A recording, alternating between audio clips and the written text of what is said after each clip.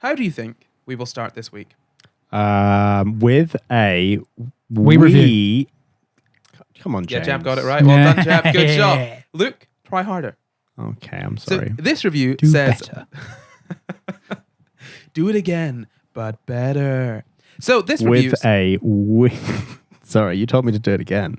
Sorry, but better. With a wee email. That's right. No, you're Review? wrong. It's a God. review. Oh, my Lord. You got the right answer, and you still did it wrong. This review says, love this podcast, and it's from Lara. Thanks, Lara. So it says, my best friend suggested this podcast, and I am now hooked. Even have the Patreon, which I also love. Ah, thank you. legendary. Very lucky. I didn't actually read this review beforehand, but it's actually very, very lucky that you're also a patron. I'm in S2 in Scotland, and it's really helpful as I'm learning more than I ever have in school. My favorite episode is the split brain. Oh, well done, Luke. Hell yeah. There we go. And it's a very good starter. Even though I really struggle with physics, Corey is so good at explaining, and Luke and Jap make me laugh even if I'm sad. Oh. Good.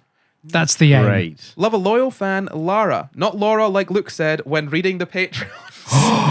Oh, called out. Called out. Laura, Oh, my I Lord. apologize. Do you know Thank what, Luke? you. That's the thing. Well, thank you very much, Lara, not Laura. Thank you very much, Lara. But what's very lucky about that is that today's episode is actually brought to you by our lovely patrons. So Hell Luke- yeah. I thought you were going to say Lara. No, it is actually brought to us by Lara. I guess, yeah. But In Luke, part. you will have a second chance to redeem yourself. So you are definitely getting Lara's name, and you've got to read it out right. Hell yeah. Okay, let's go. Shall we start the show? Start the show.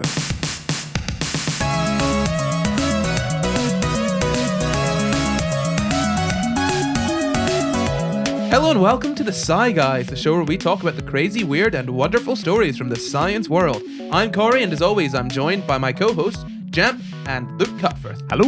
Hi.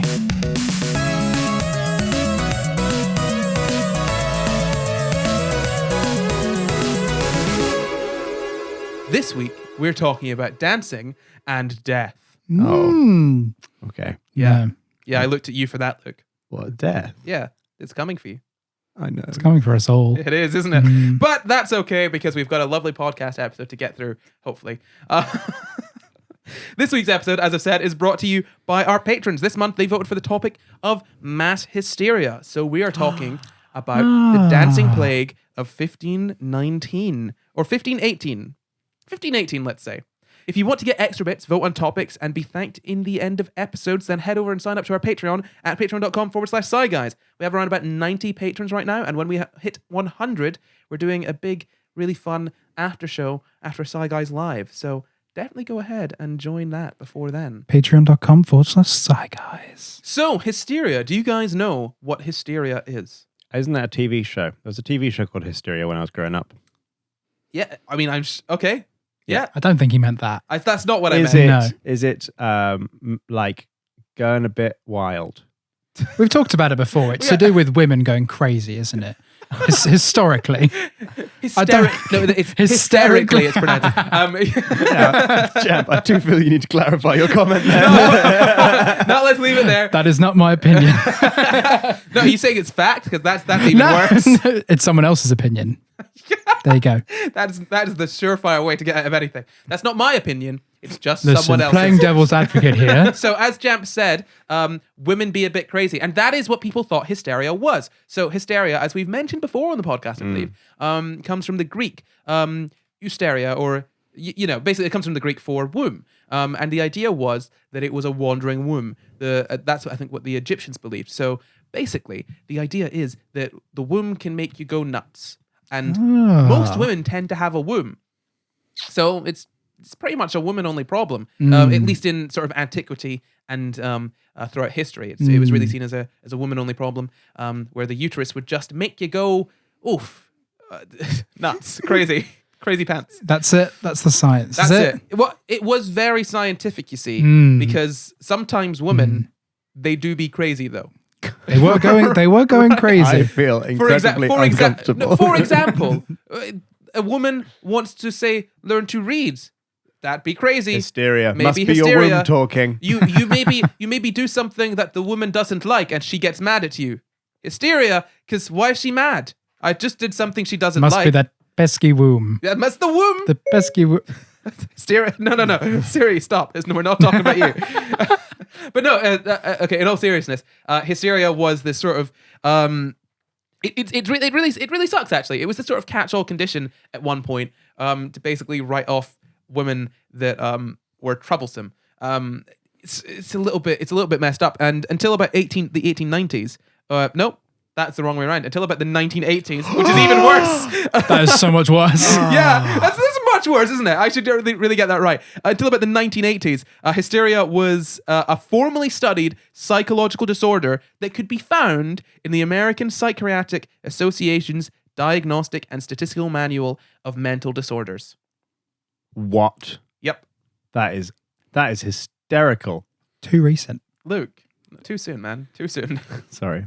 No, really though, it was awful. So before that, it was a medical disorder.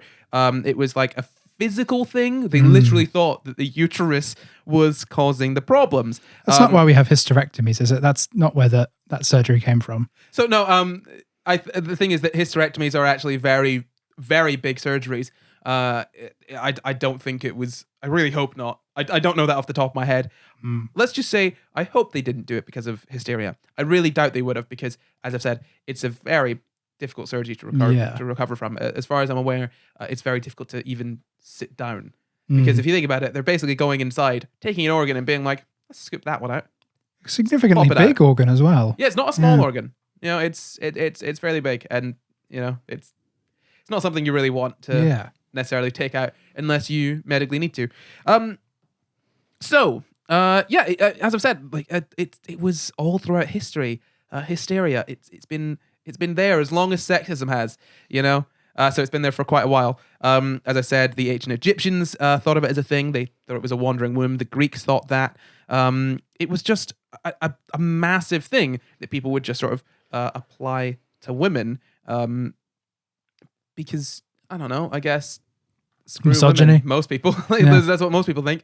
Yeah, no, so not ideal. So that's where the term hysteria comes from.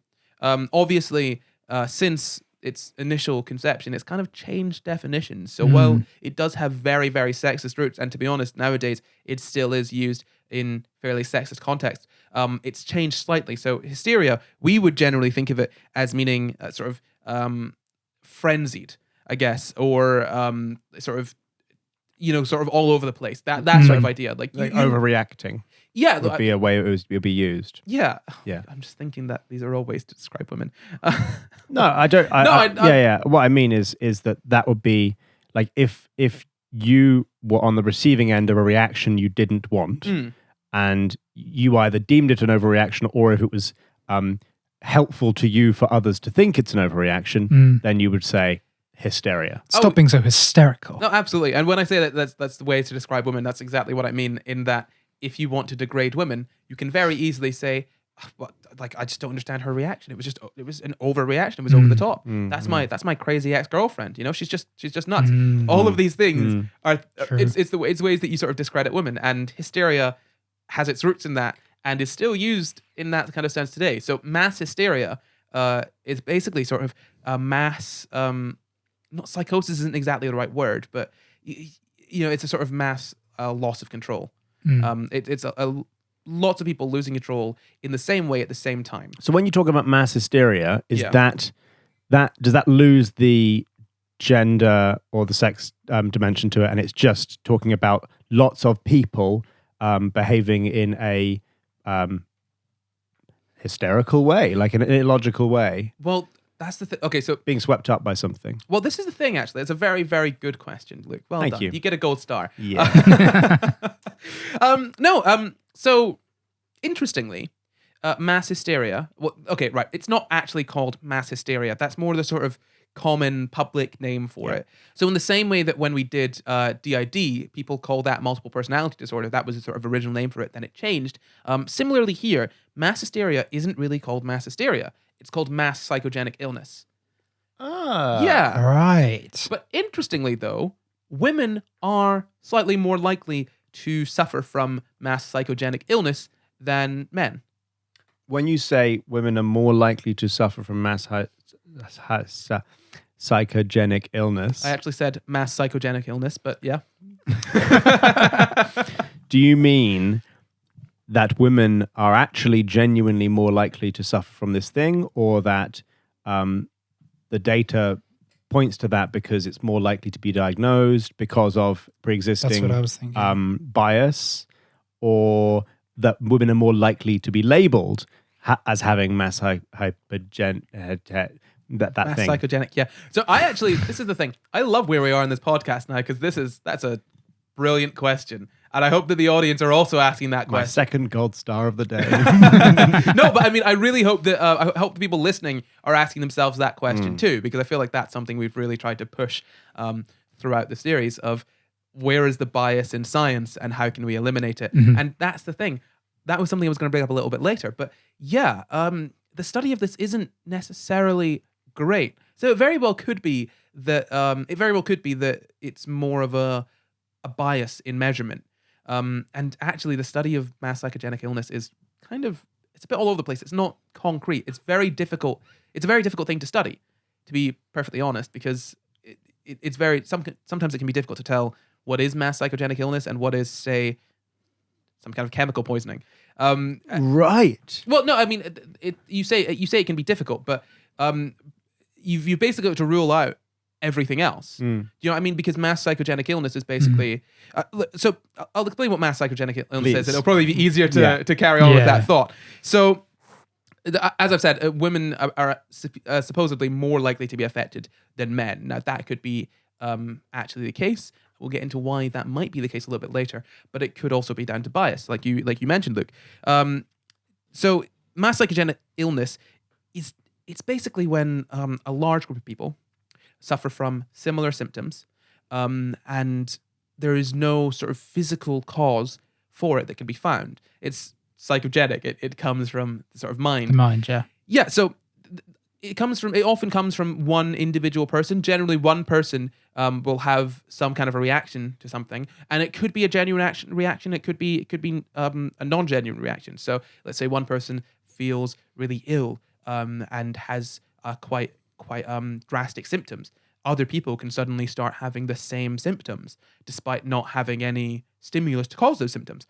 And yeah, as I said, it's really difficult. It can make schools close. It can make workplaces have to close. And you've really got to eliminate all of the other causes because they could be environmental. They could be literally any cause for any kind of illness you can think of. It could be that.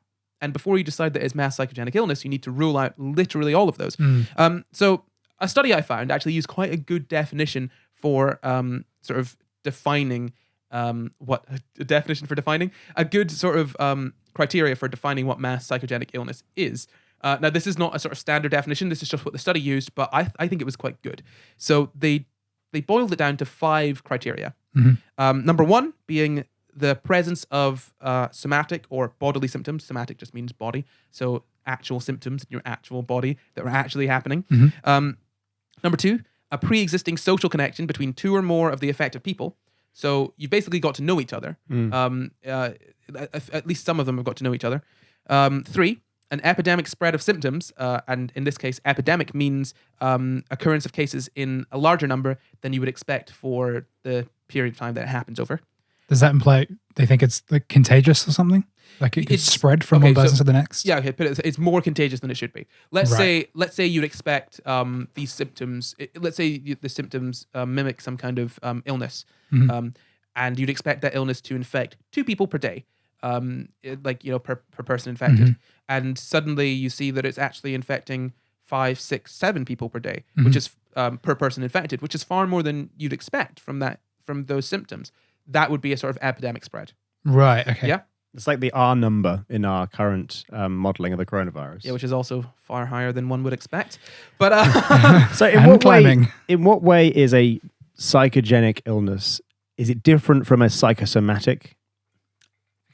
Honestly, you are hitting all of the points today. I've actually got I've got all these bullet points like laid out. Great. So I'll finish the definition of psychogenic, mass psychogenic illness, and I'll answer that. Thanks. So number 4, attribution of symptoms by affected individuals or by their parents or caregivers to a threatening external agent of a physical, usually chemical, biological, or radiologic or spiritual nature, simply put, what that means is the people that get sick say it's that chemical that done did it, or it's those ghosts that done did it, or it's 5G, it's the radiation, or it's the 5G, or they have an idea of what it is. You know, they're like, it's the hormones in the water. That's what's caused this sort of thing. It's turning the frogs gay. Yeah, it's turning the frogs gay, and it's turning the kids gay. I don't know what's going on, but all the kids are suddenly gay, and it's got to be. Luke is losing. You found that way too funny. You chose the wrong time to take a drink. That'd be like if you went to sleep, you got into coma in like 2005 and woke up in 2020, and you're like, I don't know what's going on, but all the kids are suddenly gay. Maybe it's because they're more comfortable with themselves. Yeah, and actually, maybe. they don't need to repress it. No way. Absolutely no way. It must be the 5G. No, it must definitely be the 5G. There's no way that, being nice and open and letting people exist as who they are will cause people to, be who they are. Rubbish. So that's number 4. Just to sort of run over again in case we got a bit off track and you forgot. It's having an actual source that they think is causing the symptoms. Right. So they've generally got to think. We know what it is. It's got to be this one thing, despite the fact that it probably isn't that one thing. And then number 5, symptoms and signs that are not compatible with the environmental exposure specified by the affected individuals, nor with any other environmental exposure that could reasonably be expected to have been present at the time or shortly before the onset of symptoms. Again, just to sort of simplify that, what that is saying is that what the people are saying is the problem is definitely not the problem. So that would be like, if I'm understanding it correctly, that would be like having issues happening in your stomach that you attribute to 5G, and 5G can't penetrate your skin layer, and so it's not possible that it would interact with your stomach. Yes. Yeah. Basically. Right. So put it this way. Let's say there was a potential. Let's say there was a gas leak at school, right? And one child suddenly is having drastic symptoms, is coming out in a rash and is let's say seizing and all of these things. And let's say that with a gas leak you wouldn't expect those symptoms. Now bear in mind, I off the top of my head cannot give you all the symptoms that someone would experience with a gas leak. I'd assume lightheadedness and then death. But no, so let's say there was a very minor incident about a gas leak at a school. And one child has a rash and seizures and all of these other, let's say diarrhea and all these symptoms, and then suddenly more and more children start showing the exact same symptoms. Now that's not due to the gas leak. It literally couldn't be. Let's say that those symptoms don't match up with the gas leak. That would be a mass psychogenic illness because they have an idea of where it's come from. It can't be that, but it's still spreading as though there is something wrong. Just like it can't be a coincidence. They must be linked. Yeah, and it is something that has been documented. I think it's horrifically understudied. I think it's a difficult thing to study, to be perfectly honest. So it makes sense that there's not a huge. I mean, there's a fair amount of literature on it, but there's not a huge amount of sort of conclusions on it.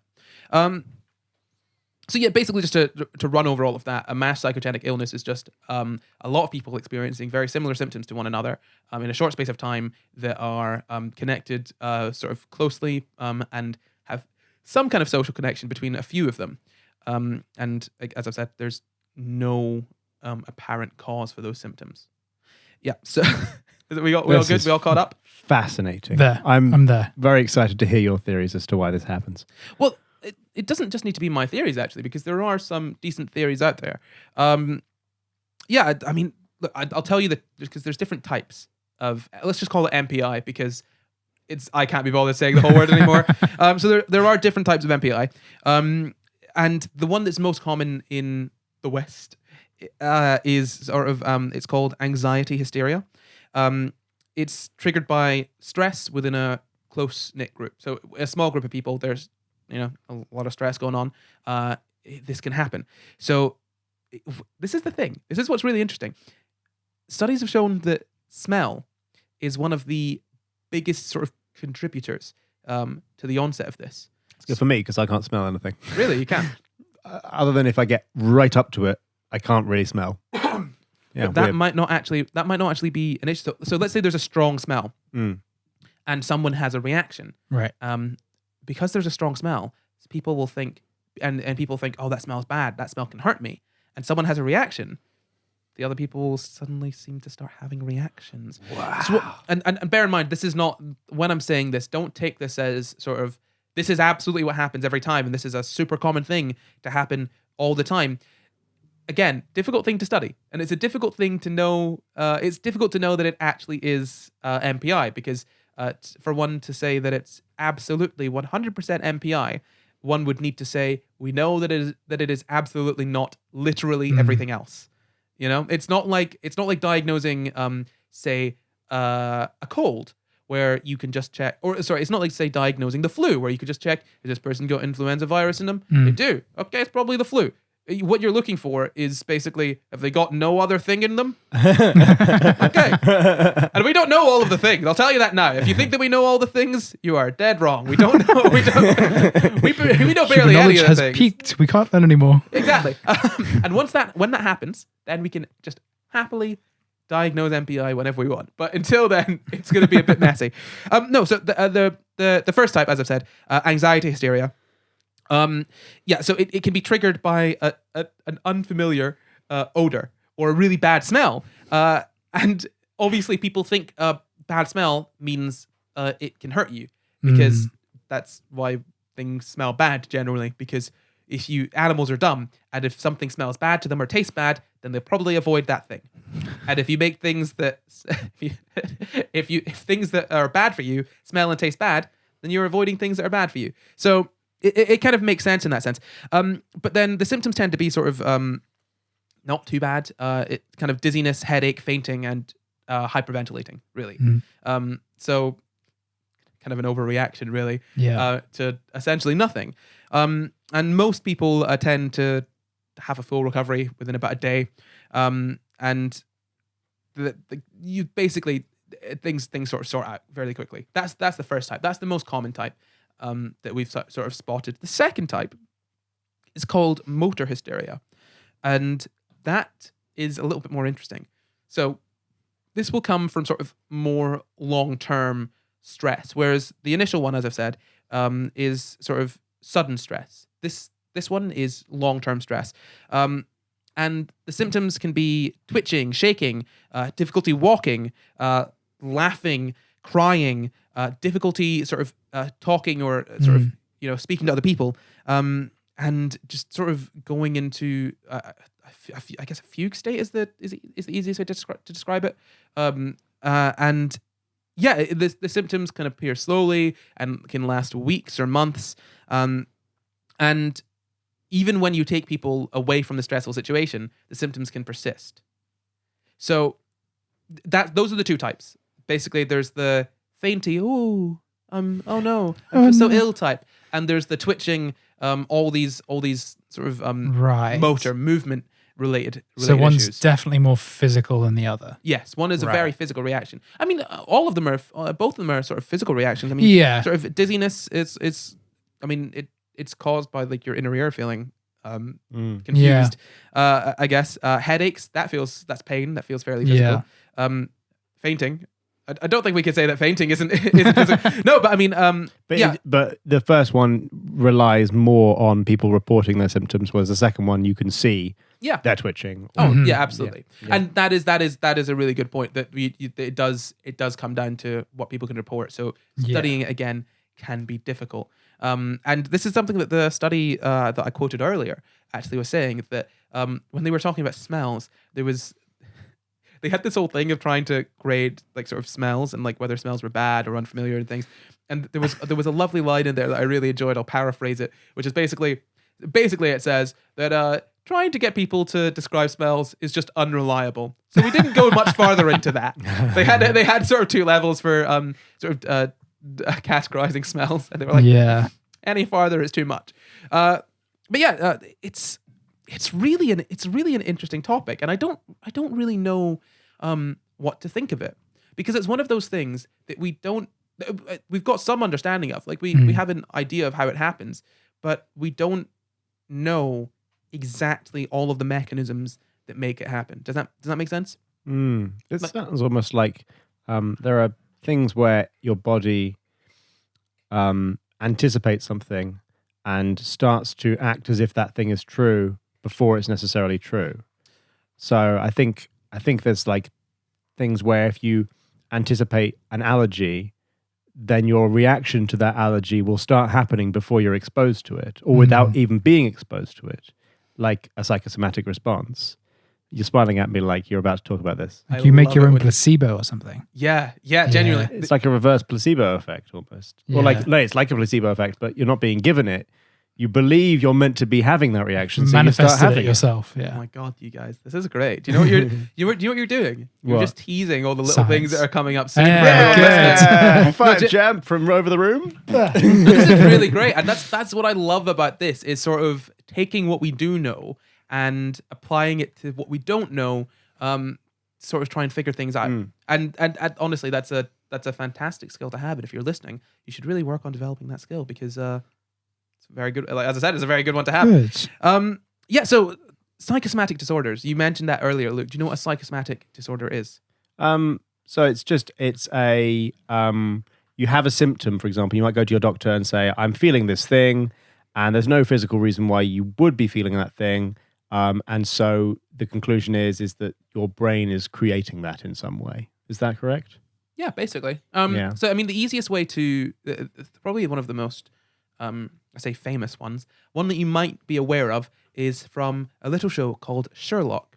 Have you guys seen Sherlock? Never heard of it. You never heard of it? No. The Benedict Cumberbatch one. Yeah, the Benedict Cumberbatch one. Yeah. So in Sherlock, there is a character called Dr. John Watson, played by Martin Freeman, and he walks with a limp at the start of the series, and he uses a cane. It's because he's come back from, I think, Afghanistan, and it transpires that actually the limp is completely psychosomatic. There's nothing wrong with his leg, and throughout the series, he kind of like gets over that psychosomatic sort of limp because he realizes that literally it's in his head. And his leg is fine. Yeah, and while that might be that, I mean, I don't know the true extent of psychosomatic disorders, but like that is kind of the idea of that is something that can absolutely sort of happen because a psychosomatic disorder, it can also be called a psychophysiologic disorder. It's in the name. It's very simple. Your brain makes your body feel something, essentially. It's effectively stress can affect your body. And that's the thing. We don't think of stress as being something that's physical. But if you think about it, your brain is as physical as anything else. Obviously, consciousness is a whole mess that we're not even gonna open that, but I'm looking you right in the eyes. No, don't worry. I'm okay. I can hold it in. Look, Jab, if he starts talking about it, let's just cut his mic or something. I don't know. I'll mute him. Okay. I've got a button. I want to talk about So consciousness is a whole a can of worms we're not going to open. But if we look at the brain in the sort of the simplest sense, we've spoken about it a little bit before. You guys should probably know that neurotransmitters are sort of physical chemicals that sort of, I guess, help the brain operate or are integral to how the brain operates. And stress does physically affect the body. So, for example, let's say if you're angry. I am angry. I am angry. So if you're angry, what happens when you're angry? Like, what happens when you're angry? You go really red. You start like shaking and tensing up. And so why would you go red? Blood rushing to the head. Yeah, so you got blood rushing. It can increase your blood pressure. Now, so anger is a type of stress, really, isn't it? So if that increases your blood pressure when you're angry, what happens when you're sort of angry or stressed over a longer period of time, but you're not showing the sort of outward physical symptoms of, oh, I'm really angry? What happens when that's an anger that is, or a stress that is not apparent on the surface, but it is still something that is there? In that case, you could still, you could still understandably have the physical symptoms of that stress or that anger or whatever emotion, but you don't necessarily show the sort of outward appearance of being an angry person. Yeah. So like holding anger. Yeah. So it could potentially sort of increase your blood pressure. Now, what I'm talking about here is not just being like, ooh, a little bit angry. This is sort of inhibited aggression or chronic rage. So if you've got that, then you can understand that one's blood pressure may be raised. And, maybe up. Yeah. Yeah. And that can lead to other issues, obviously. And that's the thing. We tend to think of sort of mind and body as two very, very different things. But however you want to think about it, I'm looking at you. No, however you want to think about it, what happens in your mind affects your body and vice versa. Yeah. You The know? first thing I learned when I did a psychology course in high school, first thing we learned is everything that's psychological is biological. Yeah. Yeah. They're just connected. Yeah. As far as we know, pretty much everything that happens, in your brain has some kind of biological component to it. Yeah. And when you get sad, being sad is just a thing in your sort of mind, isn't it? But it has physical reactions. You cry. I can't think of anything else that happens when you get sad. Even just you release neurotransmitters. Yeah, exactly. So this is the thing. You can have physical signs of these issues when you're not necessarily aware of them. And then if you notice the sort of physical symptoms, apparently this is what I've read, that it could potentially make those symptoms sort of worse because you're then stressed out about those symptoms and you don't know where they're coming from. You spiral. Yeah. So let's say this is just a list of some things that psychosomatic disorders can from stress can result in. There's hypertension, which is a high blood pressure, I think. Respiratory ailments, gastrointestinal disturbances, migraine and tension headaches, pelvic pain, impotence, frigidity. It says here. Frigidity. Yes, I. Do you know what? I'm Being frigid. This is. I'm quoting Weird. this. I'm quoting this from a website. Okay, so take it with a grain of salt. And obviously, all of the links are in the description if you want all of the sort of sources for this. But this list is directly from a website. Obviously, there's not much I can do with the list. Dermatitis and ulcers. So that's the thing. You've definitely heard this before. I'm sure, where someone talks about maybe getting an ulcer from being so stressed, or I'm so stressed, I've got a headache. I'm fairly certain that in my lifetime, I've been so stressed that I've just my head has just been bursting from it. And I do get ulcers when I'm stressed as well. Do you really get ulcers when you're stressed? I really do, yeah. So It has to be a really stressful week. It's when like my stress is peaking. But I get like a few at once. And that's so how did you come to the realization that it was the stress that was causing it? I don't know if I ever had like the realization. It's always been since school, I guess. Whenever it would be like a really stressful time at school, I'd have so many ulcers in my mouth. That's so interesting. But I had no idea why. That's really I just thought it was a thing. See, the thing, this is you've actually made me remember something slightly. So with school, let's say if I really didn't want to go, the thing is, if I didn't want to go to school for whatever reason, it tends to be because I was too sad to go to school. But that's unfortunately not a reason you can use to get out of school.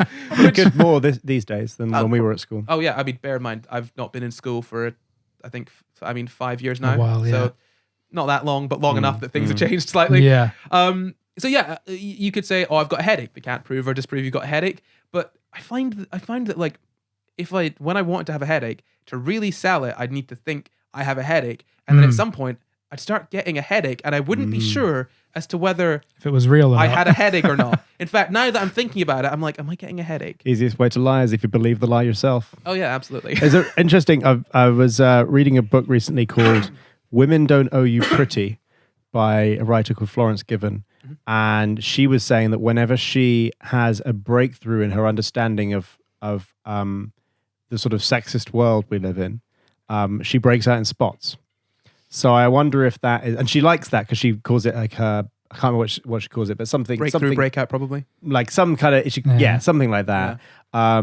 But I guess realizing that the way in which the world is in some way unjust, or realizing a belief that you or someone you know held, and that's a negative experience, causes stress, and that causes her to break out in spots. It's just so interesting. But she learns to love that because it means she's making progress in some other dimension she wants to make progress in, which is great. And that's so interesting. I mean, that's what I love. The idea that you're there's much more of a connection between your mind and body than people tend to think. In fact, I don't know how sort of common people and how common it is to think of sort of psychosomatic disorders. You know, I mean, I feel like it's it's always one of those things that people tend to, I guess, in sort of wives' tales and sort of superstition, things like that. The idea of mind being able to affect your body, but it genuinely is a thing, and stress can. Suppose this is what I'm reading here, that stress can cause damage to your organs. And what I mean, if you think about it, you've got an ulcer in your mouth. Yeah, you can get an ulcer in your stomach. You can. Yeah. It's conceivable that a certain amount of stress or certain conditions in the mind can damage the organs. In fact, if you think about sort of mental health, in fact, depression has a lot more symptoms than just, I'm feeling sad. And quite some of those can be bodily issues. So, for example, if you're depressed, you can have issues with being able to perform with sex. Yeah. And you can slow down as well. You can move slowly. Yeah. Like your body is literally depressed, as in downregulated. Yeah. And you move, like that's one of the on the questionnaire you get when you're going for therapy. It's like, people in my life often tell me I'm moving really slowly. How do you rate this statement out of 1 and 10? Yeah, I never understood that question. No, I never got that, but that's what it is. Wow. Your Yeah. body literally moves slower sometimes in depression. Yeah, and that's the thing. Depression is the sort of easiest one to go to, but it really has far more effects on your body than you would think for a mental health disorder. And obviously, if we take the idea that sort of all sort of mental mind stuff does find its roots somewhere in the brain, which some people can contest, but to be honest, I don't think we don't know enough about how the brain operates to say exactly how it works. But we do have the idea that the physical and the sort of mind are linked in that way. Anyway, the idea is that your mind can affect your body. I think that's what we've gotten to here. Like It's so interesting. We've covered that topic. Yeah. I think it's really interesting. Do you think it is possible that because of that, you could start to your mind could be deliberately manifesting symptoms for some reason? Like if you say didn't want to go to school because people were mean to you, could your brain preemptively make you ill in order to mean that you don't go to school? Well, put it this way. I think if you're stressed, you can have a stomach ache or a headache through stress. And if the stress is caused by the idea of going to school, then that makes sense. Right. But yeah, I mean, the thing is that I'm not going to sit here and pretend that I'm not going to sit here and pretend that I have a complete understanding of this topic, because honestly, I don't. I'm just relaying the information that I found out to you. And as far as I'm aware, stress can affect the body physically. And I've taken this from. I've not just taken this from random places. I've taken this from sort of Harvard, Harvard websites. I've found some studies on PubMed. I've found studies from reliable sources that all sort of say this, and it is a generally recognized thing. I say generally recognized in so meaning that it is recognized in science that this is something that happens. And it's such a breakthrough as well, because I'm assuming that before we had this, as you say, mostly recognized and accepted part of science saying that you have psychosomatic illnesses, people would have just believed you were making it up. Well, that's the thing. I don't actually know the history of this all that much. That's the really difficult thing, is that it feels like the sort of people would know as a sort of general knowledge. You know what I mean? That your mind can affect your body because people will have experienced it. So it's something that will be there throughout the human experience and sort of be passed down sort of colloquially. I feel like it might have been something that would have been initially sort of rejected by science. And then when we discovered that it is more of a thing, then it's really been accepted. But then I don't really know the history, and I think that might be something that could be really interesting to look into, potentially for a future episode. Speaking of episodes, this is a horrible little plug here, but we did actually do an episode on something similar to this for a patron bonus episode recently. I was going to say, so we talked about hysteria really recently. Yeah, well, what we talked about was broken heart syndrome. If you guys remember. Yeah. Oh, yeah. So yeah. broken heart syndrome is, to put it very, very, very shortly, but you can actually head over to Patreon and listen to the full episode now. Broken heart syndrome is a condition wherein you can have a heart issue caused by sudden emotional distress, specifically sort of sadness, the loss of a loved one being one instance. Literally, a broken heart from stress, and we really don't understand that Yeah. very well. So the symptoms of this can be very wide ranging, and that sort of brings me on to well, I'll tell you how you sort of manage psychosomatic disorders first. Obviously, if you've got a psychosomatic disorder, one of the easiest things to do is just therapy. And that can probably solve it. If you get to the sort of psychological root of the disorder, then you can get rid of. There's no sort of bodily. There's no change in the body if the mind is then sort of calmed. If that makes sense. That's not necessarily the most scientific way to put it, but it's to put it really simply, if you sort the issue out with the head, then everything else will probably fall into place. And so yeah, you can have drug therapy, psychoanalysis, CBT. And you can also, people can also just manage the stress without using any drugs as well, if it's not as bad or not as sort of severe a case. So yeah, it's one of those things where literally, if you've got an issue with, say, impotence, in some cases you could go to therapy, and that would literally sort it out. And there is nothing wrong with your body, literally nothing physically wrong. It's just some kind of stress, which is, I find, really incredibly interesting. But that does bring me on to, you guys were talking about the placebo effect, weren't you? Yeah. And I think one of you said something about the negative of that. Have you guys... Yeah, it says the opposite. It's like an Yeah. inverted placebo effect. Do you guys know anything about that? No. Is that the Is there nocebo a- effect? Yeah, the nocebo effect. Nocebo. Yeah. Yeah, so the placebo and nocebo, I think it's from Latin. Don't quote me on that. No, quote me on that. It's from Latin. Oh God, there's gonna be someone in the comments saying it's ancient Greek. I studied both. Okay, and I know they're very they're very different, but some of them just like, it's difficult up there. Placebo meaning I think I placate. I placate. No, I please. Yeah. Right. rather. Yeah. Placebo meaning I please or give pleasure to, and nocebo mean I harm. Yeah. Wait, nocebo means the opposite of placebo. I thought it learned was that just today. like a joke. No, I literally Nocebo. I literally learned that today. I studied Latin and I found that out today. I genuinely That's thought, so funny. nocebo. I was like, yeah, that makes sense. That's something that scientists would absolutely do. Like placebo being you give something, nocebo being there's nothing present, but you still get the SIBO effect. Yeah. Well, okay, so what I'll first off do for the people that are very confused about what on earth we're talking about is describe the placebo. What do you guys know what the placebo effect is? The placebo effect is used in experiments where you give a test group something that actually does nothing, but you measure it to see if it actually if it does something psychologically or physically or Kind of, yeah. It's kind of used to measure against the actual thing you want to test for. Well, that's the thing. Generally. So initially, it wasn't actually used as a thing to test. It was actually your experiment hadn't gone very well if the placebo effect took hold. So let's say you're testing a drug, and your drug works about as well as a placebo, and you're like, oh well, the drug isn't working. The drug doesn't work. But that's not necessarily the case, because the placebo could also be working because people think.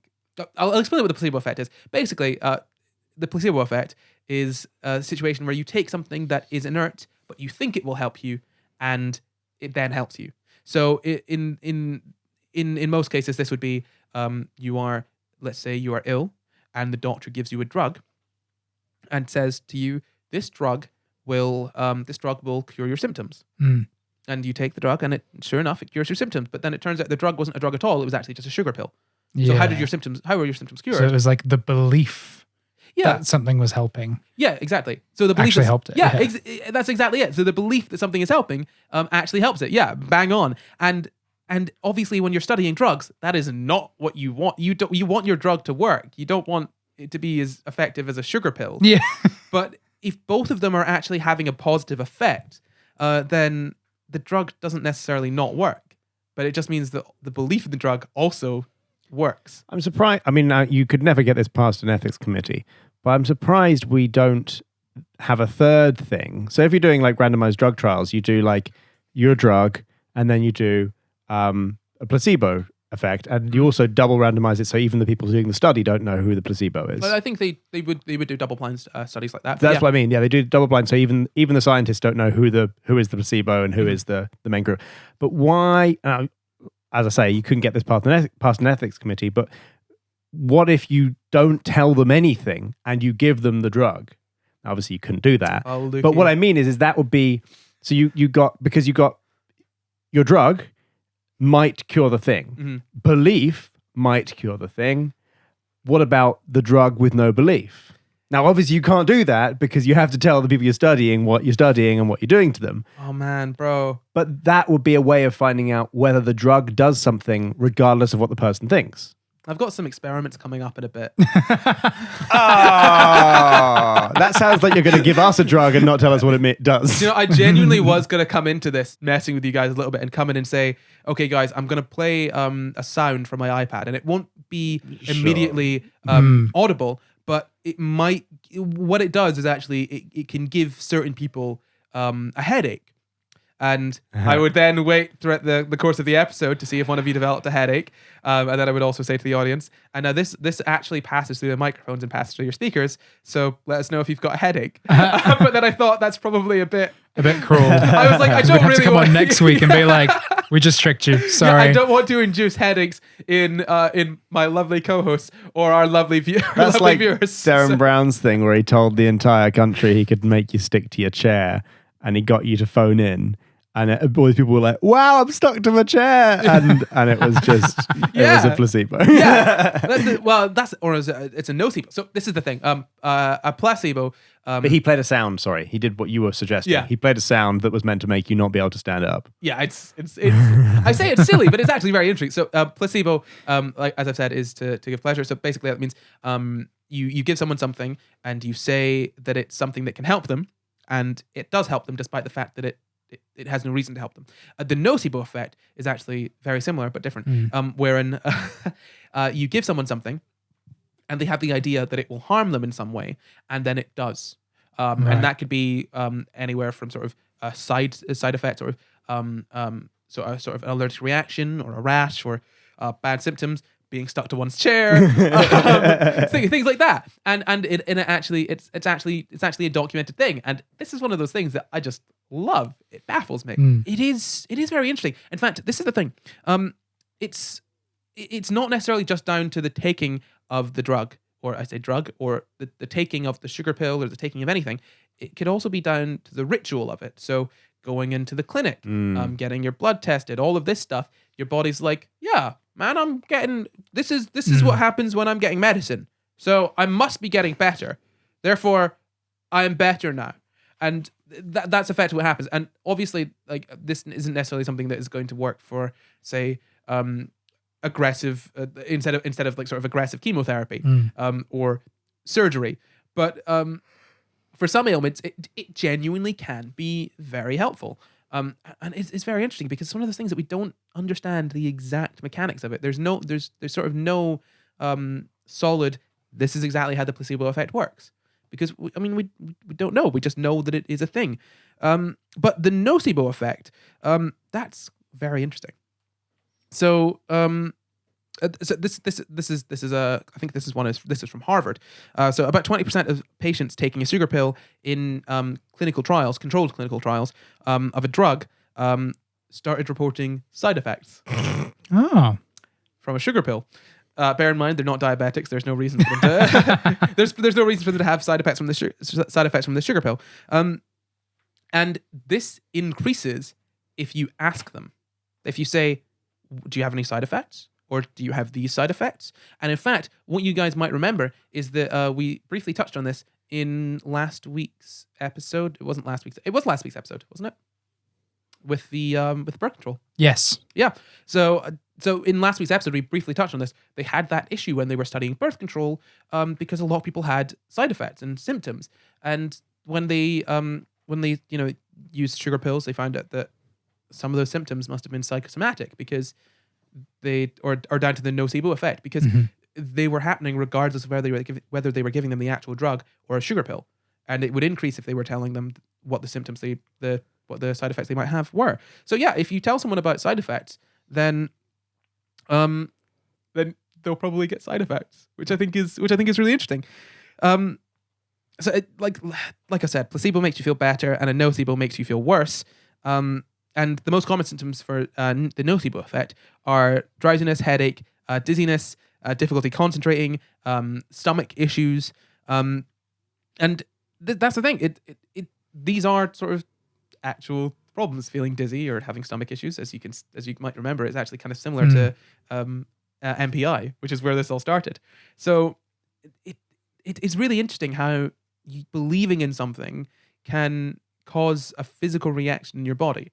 Now, bear in mind, that's not the case. It's not like, oh, I believe that I will be able to stub my toe and not feel any pain, and you'll suddenly just be able to do that. It's not. Yeah, it's not quite.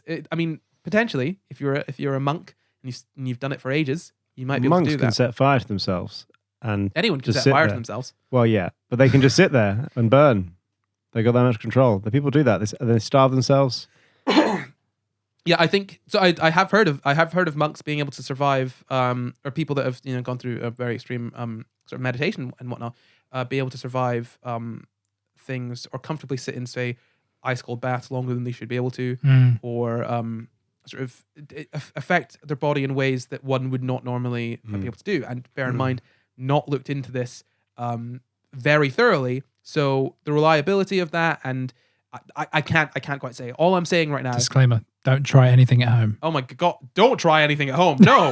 No. Put those matches down, Jimmy. No, I'm looking at you. Monk. Don't meditate once A and monk think you can called know. Jimmy. Jimmy the monk. What's wrong with a monk called Jimmy? Anyway, no. So what I'm saying here is that I have heard cases of that. I don't know how reliable they are. I'm just saying that I have heard of them. But the point here is that I don't want people going away from this thinking that your brain can do anything. That's not what I'm saying.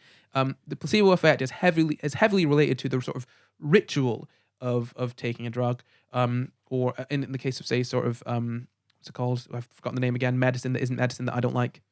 Homeopathy. In the case of homeopathy, the people that it works for will very likely genuinely believe that it works, and so a fraction of them will find that it might help them, and it's basically a thing of like, if you think that something will work and you're in an environment where it would work, then it can have some positive effects. But don't go thinking that we can cure all diseases just by giving out sugar pills, unless of course that's what the government's been doing all this time and drugs that don't actually exist. Maybe we've never developed a drug ever. Yeah, maybe it's we just haven't. all sugar pills. It's all sugar pills. You don't know. Unless you've got like a mass spectrometer, then I don't think you can answer that question. That's another conspiracy out there. We've done it. SCI GUYS conspiracy. Pedal that one. That's actually quite a good one. I like that. As far as conspiracies go, it's very easily disprovable. Yes. It makes no sense whatsoever.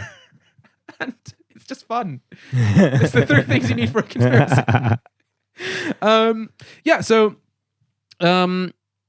So apparently the nocebo effect can also result from conditioning. So I mentioned cancer recently, but apparently cancer patients who have had chemotherapy can throw up when they go into the room that they've had chemotherapy in. This is just something I've heard, that apparently that's something that can happen. Sounds like a trauma response. Well, if you think about it, chemotherapy makes you feel really nauseous. Right. And so they feel nausea and can potentially vomit. Right. So it's less of a trauma response and more of a, this room made me we feel usually this. vomit in here. I'll get it over with now. You feel nauseous? Because this is the room where we feel nauseous. So I think you feel nauseous right now. Yeah, you do. Look at you throwing up. Well, I suppose that could be like a function of our brains trying to predict. Like our brains are constantly trying to predict things. So if you go this room, and then in this room normally we do this thing causes these feelings make me feel like I've been poisoned. When I feel like I've been poisoned, I throw up. A shortcut to that is this room, throw up. Yeah, so that's sort of the that's the sort of conditioning aspect of it. So it could come from conditioning. And this is really interesting. Medications that have like sort of what it literally says here is symbolic features can have nocebo effects. So red is like sort of about stimulation, so people can feel stimulated. Blue with sedation. So the color of a pill can affect the way that the pill affects someone. Wow. Yeah, Take the red pill. Yeah. And people that have heard about being allergic to penicillin and have no penicillin allergy can be can have allergic reactions to penicillin. What? Yeah. Well, I say have allergic reactions. Sorry, that's not the best way of describing it. They can report allergic reactions to penicillin. Fascinating. So that's not. So you just made loads of people more allergic to penicillin. No. Because they've heard of it. Allergic to not penicillin. Because they're not necessarily allergic to penicillin. Yeah. They just report that they've had an allergic reaction to it, Right. which is different. Okay. It's not necessarily a measured allergic reaction. Okay. It's a reported one. Right. You've got to go on the faith of the person that's saying what's happening actually knows what's going on, which there's obviously some issues with just trusting people with what they say. But I said that I had some experiments for you.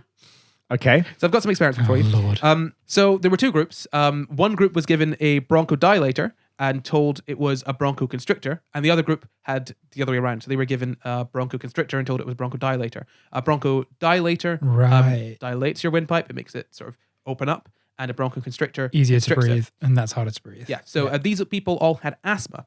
So obviously, constricting your throat makes asthma worse. Yeah. Widening it makes asthma a little bit better. So really, really, really simply, what happened here is they gave one group of people something that would make their asthma a little bit worse and told them it would actually make it better. And they gave the other group of people something that would make their asthma a little bit better, but told them that it would make them feel worse. And this is what happened. About the effectiveness of both drugs was reduced by about 50%. So the discomfort of people that had that were given the thing that would make their asthma worse was reduced by 50%. And the effectiveness of the drug that would make their asthma better was reduced by 50%. If they believe. Yeah. So they were all told that it would do the opposite thing. Right. And about 50%, it was so altered, weird. which is so weird. It's so weird. So it means that, like, if for example this is something that is fairly important in medicine. One would think, where if you're giving someone a drug, you need to be very, very sure that it works. In that, as a doctor, when you give someone a drug, you need to say, this is going to help you. If you're like, you might get these side effects and it might make this happen, it might be more likely for the person to feel like they're getting those side effects. Yeah. Not necessarily 100% have them, but feel like they're getting them. And I think that's really interesting.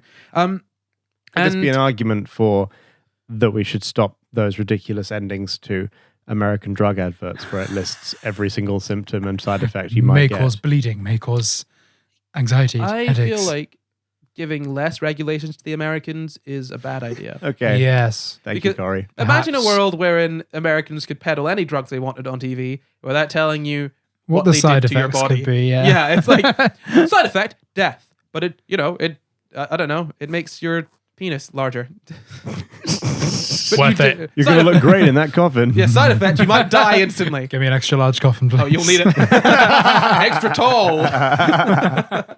Extra high. It's actually done by a company that makes coffins with a little. Very good. Very good. We can finally sell these. Imagine if it was a placebo and you, by placebo effect, got no placebo effect, you got a massive penis and died. That's both. That's placebo and And nocebo. nocebo, yeah. Took all your blood supply. There you go. Oh. He died the way he lived. No. Rock hard. So the same treatment can be both a placebo and a nocebo. There were people that thought they were allergic to certain foods, and they were given an injection that they were told had the food in it, and it was saline, so it didn't have any traces of anything in it. There was no allergic reaction to be had, but in a lot of them, they got allergic reactions. Do you know symptoms. percentage? Wow. No, it just says a lot. Very scientific. Oh, sorry, it says many of them. That's slightly more scientific. Okay. There you go. But yeah, and then they injected salt water again and said, "Don't worry, this will help you." And do you know what it did? They stopped having the side effects. Well, in a lot of them, it helped them, which I just think is honestly, God, it's just ridiculous. They just got saline twice. Well, that's the thing. Yeah, saline twice, and they were very salty by the end. And their body reacted as though they had very good. Their body reacted as though they had something actually put in there. So look, earlier on, you asked about a potential experiment that might be ethically ambiguous, shall we say? Sure. What was your idea for the experiment? So my idea was if you're testing whether a drug works and you're testing whether belief is more effective than belief, what happens if you test the drug without belief? Okay, so By giving it to someone who doesn't know what it's about to do, which is obviously morally ambiguous. Well, this is the thing. So there were 4 groups in this study. Okay. They were dealing with sort of muscle relaxants. So the first group was given a muscle relaxant and told that it was a muscle relaxant. Great. Cool. The second group was given a muscle relaxant and told that it was a stimulant. Right. Good. The third group was given an inert pill. So let's just say a sugar pill that was described as a muscle relaxant. And the fourth group was given an inert pill that was described as a stimulant. Okay. So you've got basically 2 groups. You've got relaxant and stimulant is what they were told. And they were either given a muscle relaxant or just a pill that does nothing. And interestingly, people that thought that the pill was a stimulant said that they felt tense, despite the fact that they were given a muscle relaxant. Right. And like I do not know how you managed to do this. Like I don't know how they managed to get away with this. But the muscle relaxant, there were more reports of tension with the muscle relaxant than with the sugar pill, despite the fact that both of them were described as being a stimulant. Ah. Right. So one of them did the opposite thing from what they were told. But it was described as more. But it was described as more of an effect. Wow. Yeah. And apparently the blood levels of the muscle relaxant were lower in people that were told it was a stimulant than the people that were told that it was a muscle relaxant. Which is the opposite of what you'd expect. Yeah. Well, no, not necessarily. I'm just trying to follow along. So of the people that were told, that they were given a muscle relaxant, had higher levels of the muscle relaxant in their blood than the people that were told they were given a stimulant, but they were actually given a muscle relaxant. So many data points to keep in my mind. Okay. it's okay. I'm trying to think how I can simplify this. Put it into terms of like coffee and like alcohol. So like a stimulant and a depressant. Okay. So let's say you gave let's just say there's 2 groups. One group they're both given coffee, right? Yeah. But one of the groups is told that it's alcohol that they're given. Yeah. Don't know how they managed to slip that one past them. Let's just say they said it was Kahlua. People Other brands are available. So one group was given alcohol and one... No, I'll say that again. Both groups were given coffee, but one was told that they were given alcohol. Yeah. In the group that was told they were given alcohol, there would be less caffeine in their blood. Right. So that means that if you believe the opposite, then less of it crosses from the barrier into your blood? I wouldn't infer that from it. Okay. The human body is very complex. Right. We don't understand it very well. I mean, we don't understand it, the 3 of us in this room. I wouldn't go as far as saying that's exactly what's happening. But where's it going then? It's either crossing into the blood in lower levels or it's being metabolized quicker. There's no other way for it to show up in less concentration. This is the thing.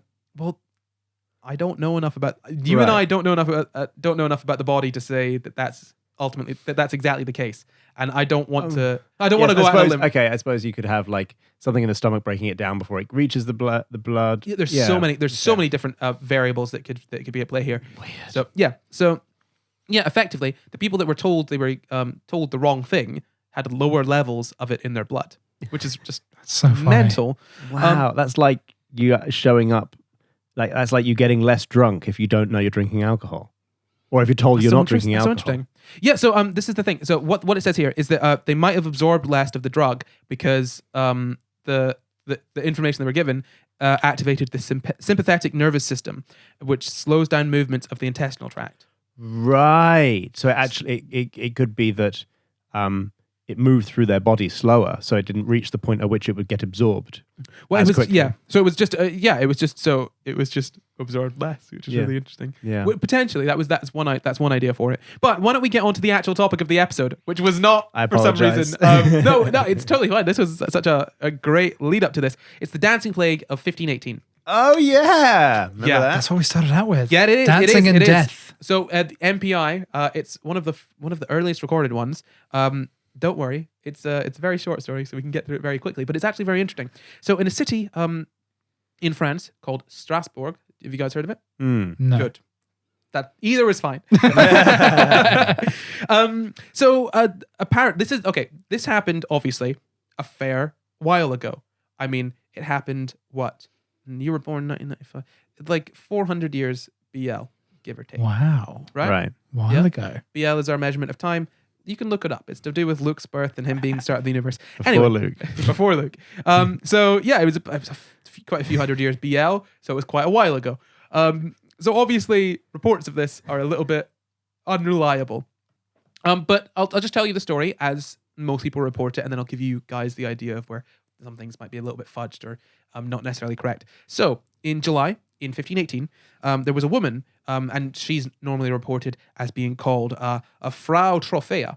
And she stepped into the street and started dancing, getting a little boogie on, didn't she? Yeah, look at that. But it didn't end there. It quite literally did not end there because she could not stop. She couldn't stop dancing. No, she kept dancing, and then she collapsed from exhaustion. And then she got back up and started dancing again. Wow, legend. So she started this she was doing this for days, and apparently within a week, more than 30 other people were also dancing with her. Yeah, they're wow. dancing in the street. As in, not out of solidarity, they also... No, they couldn't stop. They They're couldn't doing stop. a conga line. This was like a something. compulsive thing. They could not stop themselves. Wow. No, they were not doing a conga line. You May know as- that conga may wasn't as well. invented until the 1800s. I made They that up. may I as have no idea what the conga. So they couldn't stop dancing, and they kept going even after they injured themselves.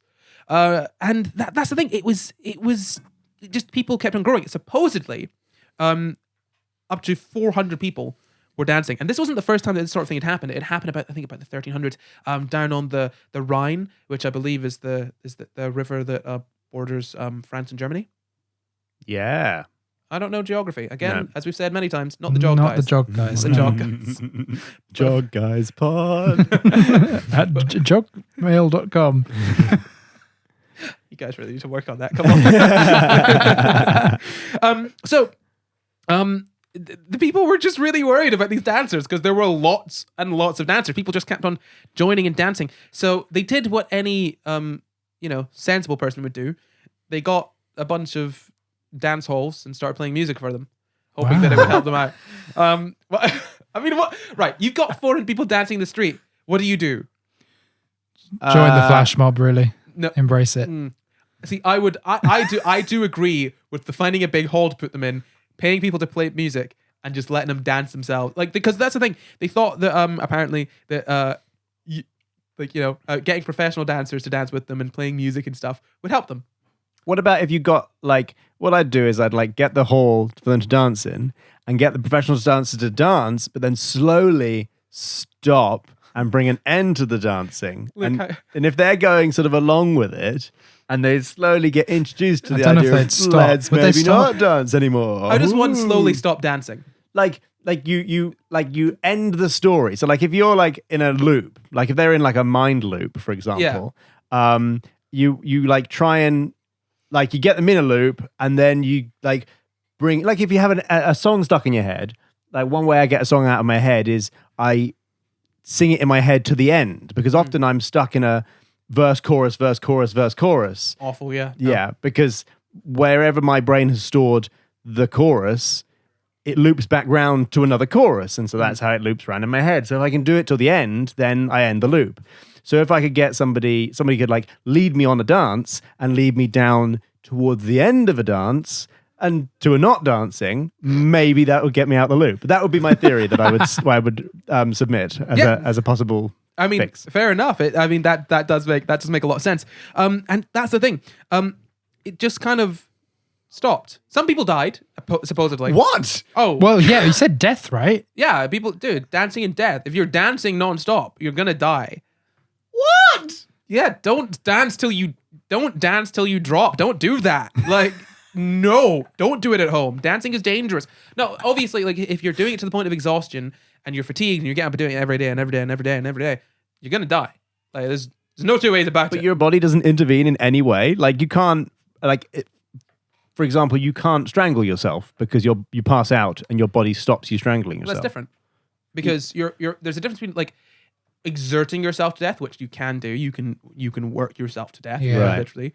You or can, exhausting yourself to death. you can is stop what this yourself is. from sleeping until you have you can die from the complications of sleep deprivation and fatigue. You can die from that. Potentially starvation, potentially thirst. All of these things you could die from. So it's understandable that one. I mean, this is the thing. You say that, but if someone takes it's not unheard of for someone to overheat from taking say MDMA and dancing until they literally die. I'm fairly sure. I thought they drowned because they can possibly drink water.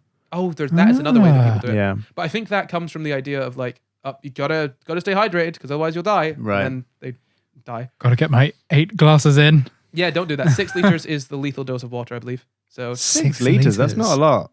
it's but It's like 6 of these. yeah, but try downing 6 of those in. I know it's in hard. a go. Yeah. It's not 6 liters over like a few days. It's like 6 liters like like in one sitting. 6 Like liters now. yeah, do it now. Do it now. No, don't do it now. No, don't. That's dangerous. Don't drink water. Or dance. Don't dance or drink water. And especially if you're dancing, don't drink water either. 2 very dangerous activities. Don't stay hydrated Don't during mix, your dancing. Don't drink and dance.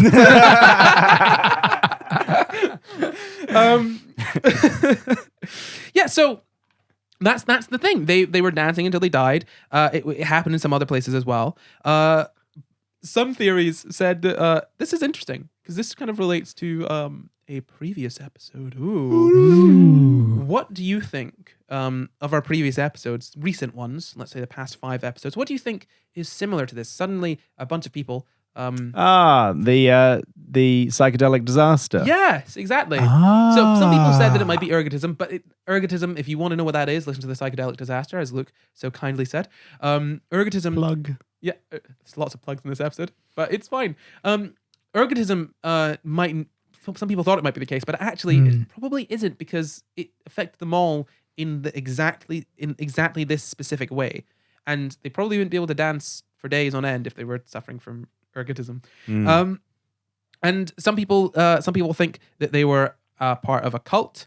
And there are other sort of theories. I think the sort of prevailing theory potentially might be the fact that it was a time of high stress. I think there was war going on. There was a lot of stuff happening, and there might have been potentially a rumor, I suppose, a myth, sort of a specific patron saint of I think a specific saint. Let's say a specific saint would curse you with dancing until you died.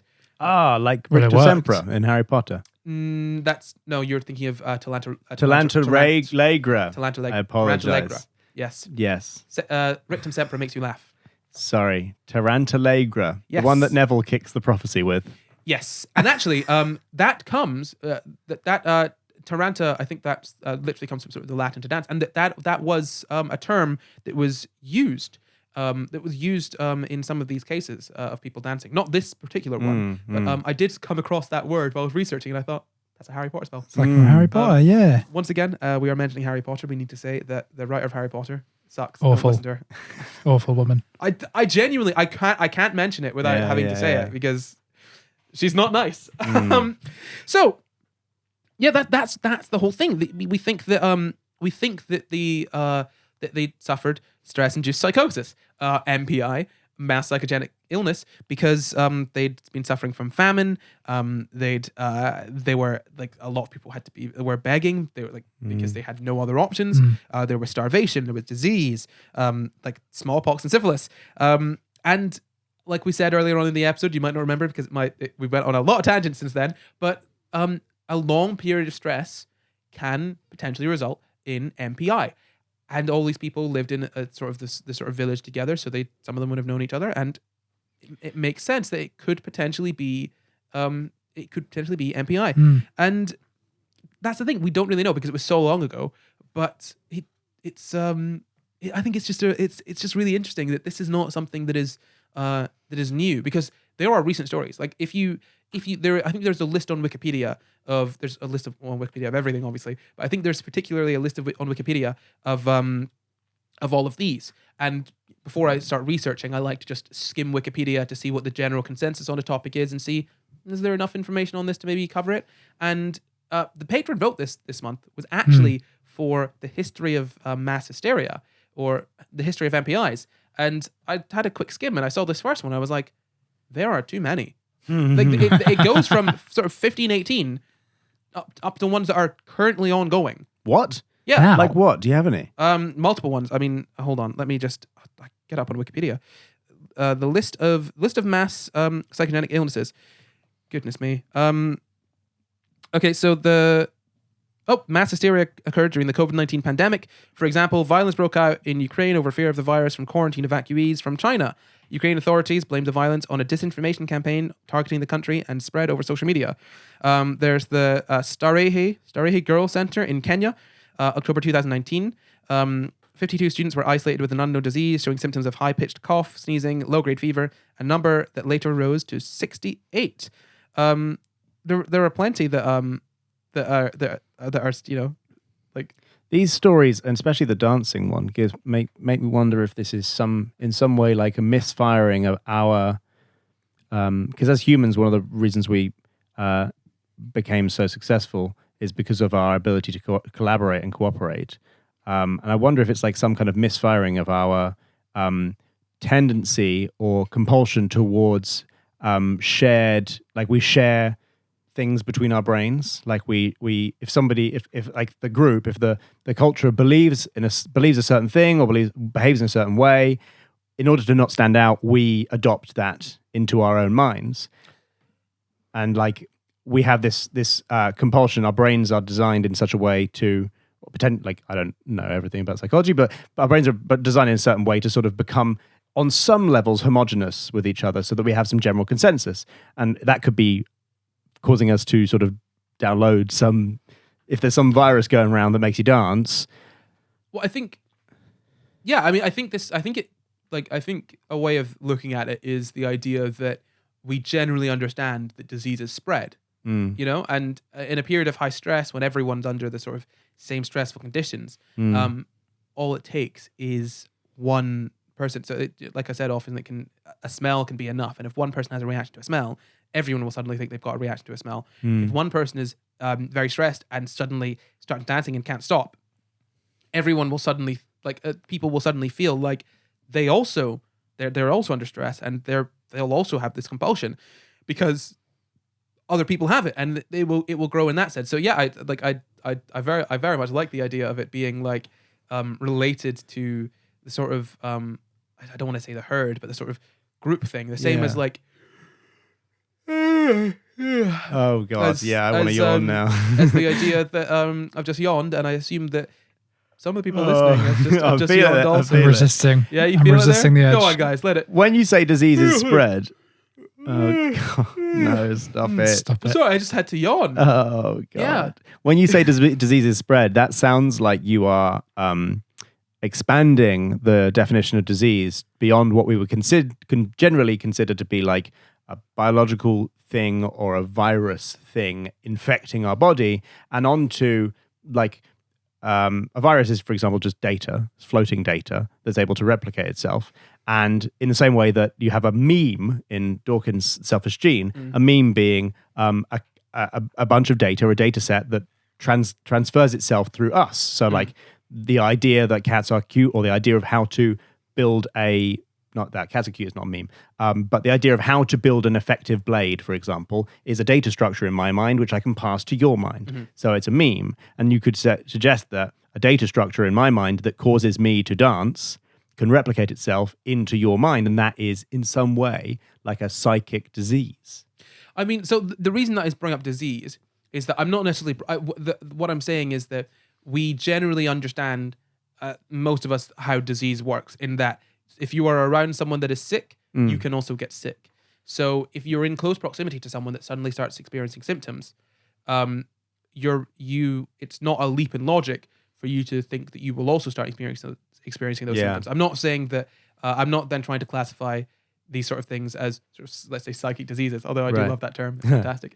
No, I just think that I think that's one possible sort of reason for people, for it catching on in so many people.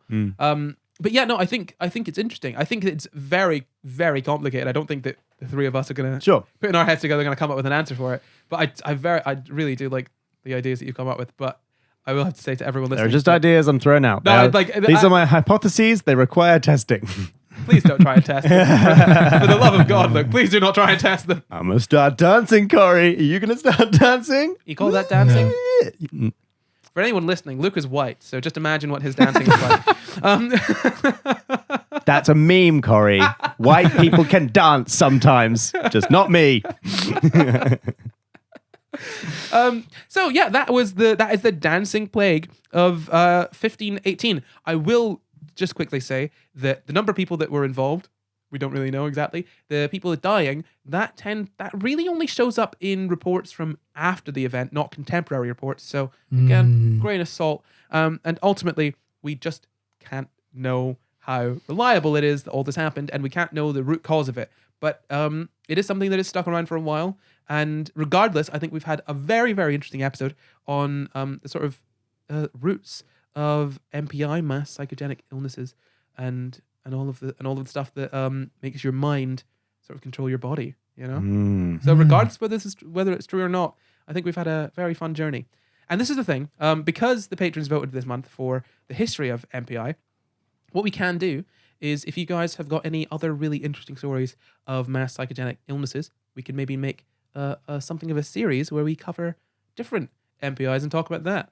Because I'm sure that we've got lots to cover, as you've seen from the bloody Wikipedia page. There's so many. But yeah, so if you want to potentially suggest a topic, you can absolutely do so. You can head over to patreon.com/SciGuys. You can sign up there. You get to suggest a topic every month. You get to vote on topics every month. You get new episodes. You get bonus episodes every month. You get to see every single Sci Guys live anytime you want. It's too much. Obviously, after they've aired, we can't show them beforehand because they're live. And you can also get like little teasers to things that are coming out. So we have actually released some things a little bit early to our patrons. And if you want to know what that is, you can head over there and sign on up.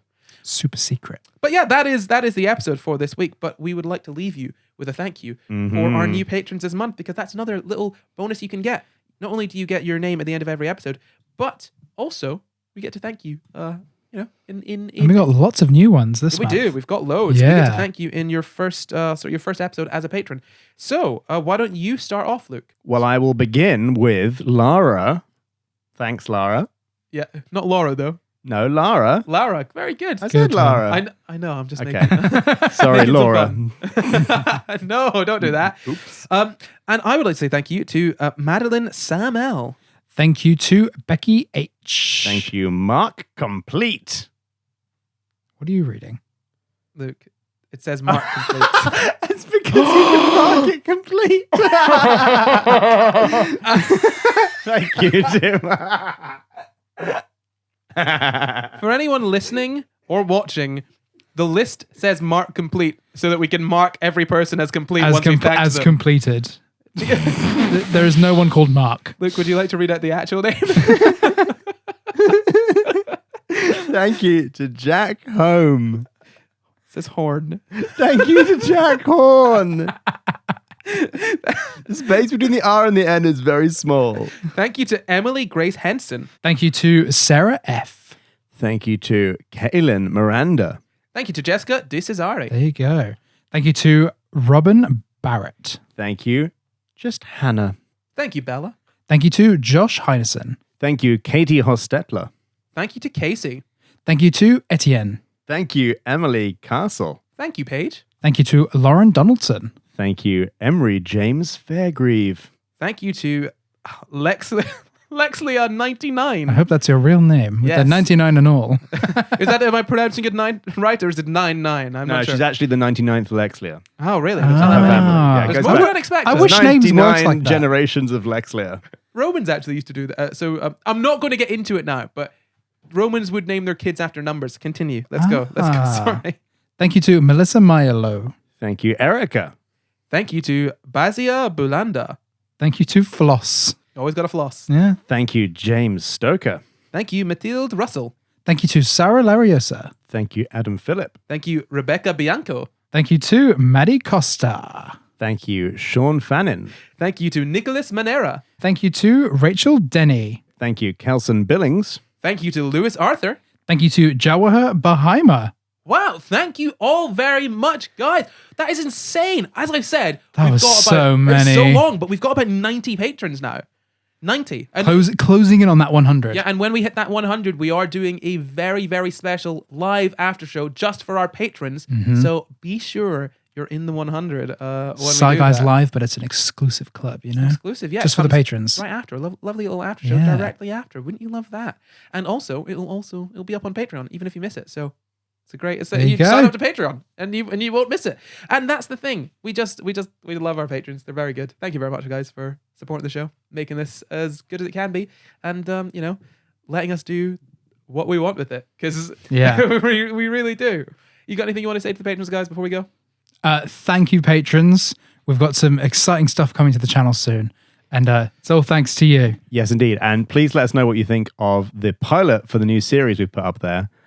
Let us know what you think of it. We would love your feedback. Yeah, let us know what you think about that brand new secret show. But with that, it is the end of the episode. So thank you all for listening.